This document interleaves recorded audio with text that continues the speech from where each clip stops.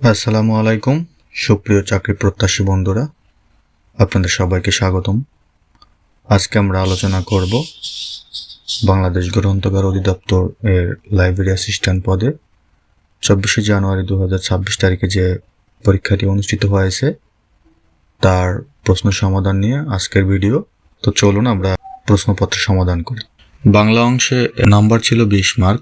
1 নম্বরে বাংলা বর্ণমালায় পরাশ্রয়ী বর্ণ কয়টি ও কি কি? উত্তর অং, বিসর্গ, চন্দ্রবিন্দু। এই তিনটি বাংলা বর্ণমালার পরাশ্রয়ী বর্ণ। শুদ্ধ বানান লিখুন। এখানে তিনটি বানান শুদ্ধ করে লিখতে বলা হয়েছে। অহরহ, অহরহ। পিপিলিকা, এখানে পিপিলিকা বানানে পয়রিশিকারি পি, পয়দিকারে পি, লরিশিকারি লি, কয়াকারে কা। গ নম্বরে দুরাবস্থা এর সঠিক বানান দূরবস্থা, দয়রসুকারে দু, র, ব, শয়থ আকার। 3 নম্বরে অর্থসহ বাক্য রচনা করতে বলা হয়েছে, অর্থাৎ বাগধারা। 8 কপালে এর অর্থ হতভাগ্য। 8 কপালে মেয়েটা বিয়ের পর দিনই বিধবা হলো। উজানের কই সহজলভ্য। রহমান সাহেব গরিব হলেও উজানের কই নয়। পটের বিবি এর অর্থ সুসজ্জিত। বাপের বাড়িতে পটের বিবি না হয়ে থেকে রান্না বান্না শেখো। 4 নম্বরে কিছু সংক্ষিপ্ত প্রশ্নের উত্তর দিতে বলা হয়েছে। সোনালী কাবিন কাব্যগ্রন্থটির রচয়িতা কে? উত্তর আল মাহমুদ। অ্যান্টনি ফিরিঙ্গি কোন জাতীয় সাহিত্যের রচয়িতা? উত্তর কবিগান। কিন্তু এ স্নেহের তৃষ্ণা মিটে কার জলে এর পূর্ববর্তী লাইনটি কি? উত্তর বহু দেশে দেখিয়াছি বহু নদ দলে, কিন্তু এ স্নেহের তৃষ্ণা মিটে কার জলে। 5 নম্বরে ব্যাসবাক্য সহ সমাস নির্ণয় করতে বলা হয়েছে। বিদ্যাধন, বিদ্যারূপ ধন, রূপক কর্মধারয় সমাস। রাজ্যপাল এর ব্যাসবাক্য রাজ্যের পাল, ষষ্ঠী তৎপুরুষ সমাস। অনাদর, ন আদর, নৈশ্য তৎপুরুষ সমাস। 6 নম্বরে সমাজ গঠনে গ্রন্থগার নিয়ে অনুচ্ছেদ লিখতে বলা হয়েছে। এই বিষয়টি আপনারা একটু দেখে নেবেন। ইংরেজি অংশে 10 মার্কের প্রশ্ন ছিল। 7 নম্বর ছিল fill in the gap with appropriate preposition. এখানে ক নম্বর ছিল he deals dash dash rich, এখানে ইন রিচ। খ নম্বরে the poor are subject dash dash hardship, এখানে উত্তর ছিল to hardship. Bangladesh is rich dash dash natural gas, এখানে উত্তর ছিল ইন ন্যাচারাল গ্যাস। 5 সেন্টেন্সে একটি অনুচ্ছেদ লিখতে বলা হয়েছে বা প্যারাগ্রাফ বুক ফেয়ার সম্পর্কিত। এখানে বুক ফেয়ার সম্পর্কিত একটি প্যারাগ্রাফ দেওয়া আছে, আপনারা দেখে নেবেন। 9 নম্বরে চেঞ্জ দ্য ভয়েস, একটি ভয়েস চেঞ্জ করতে বলা হয়েছে। He ran a race, a race was run by him. ইংরেজিতে ট্রান্সলেশন করতে বলা হয়েছে। মানুষ মাত্রই ভুল করে, টু ইজ হিউম্যান। গণিত অংশে 20 মার্কের প্রশ্ন ছিল। নম্বরে ছিল 2 অঙ্ক বিশিষ্ট কোন সংখ্যা সমষ্টি 12 এবং সংখ্যাটির অঙ্কদ্বয়ের গুণফল 32 হলে সংখ্যাটি কত? ধরি সংখ্যাটি x, একক স্থানীয়। ধরি সংখ্যাটির একক স্থানীয় মান x, সংখ্যাটি 10 হয় প্লাস x।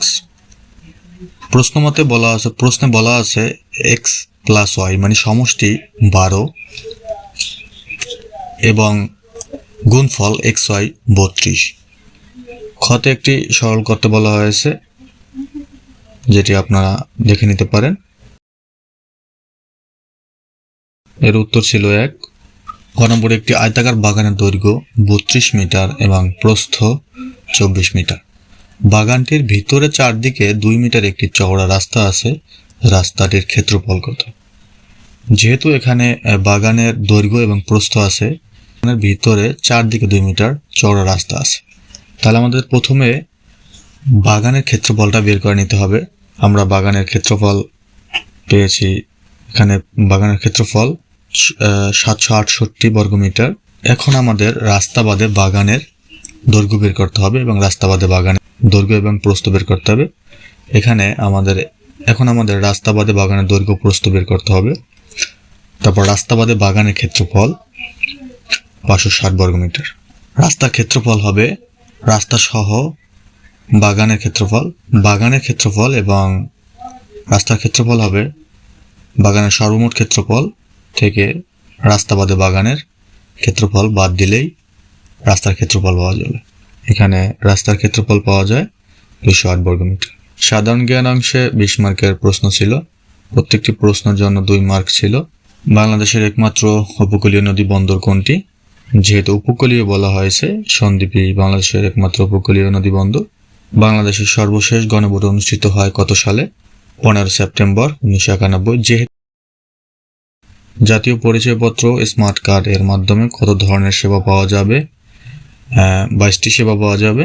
দহগ্রাম ও আঙ্গরপোতা ছিটমহল কোন জেলায় অবস্থিত? উত্তর লালমনিরহাটে।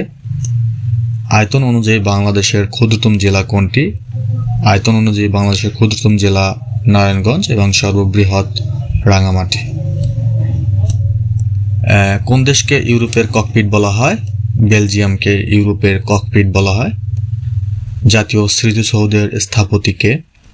জাতীয় স্মৃতিসৌধের স্থপতি সৈয়দ মাইনুল হোসেন। বাংলাদেশ ও ভারতের মধ্যে অভিন্ন নদীর সংখ্যা কত? উত্তর 54টি। বাংলাদেশের একমাত্র প্রবাল দ্বীপ কোনটি? উত্তর সেন্ট মার্টিন। এটি বাংলাদেশের সর্বদক্ষিণে অবস্থিত। বাংলাদেশের প্রধান বিচারপতির নাম কি? বাংলাদেশের প্রধান বিচারপতির নাম জুবায়ের রহমান চৌধুরী। তিনি বাংলাদেশের 26তম বিচারপতি হিসেবে নিযুক্ত হন। নিয়মিত চাকরি বিষয়ক প্রস্তুতি নিতে চ্যানেলটি সাবস্ক্রাইব করে রাখতে পারেন এবং সকল চাকরি বিষয়ক পরীক্ষার প্রস্তুতি সম্পর্কে এইখানে নিয়মিত ভিডিও থাকবে, তো আপনারা এই ভিডিওগুলো দেখতে পারেন। আশা করি উপকৃত হবেন। আর বিশেষ করে শাওন এডুকেয়ার ইউটিউব চ্যানেলের সাথে থাকুন। চ্যানেলটি সাবস্ক্রাইব করে আমাদেরকে উৎসাহ প্রদান করুন। ধন্যবাদ সবাইকে।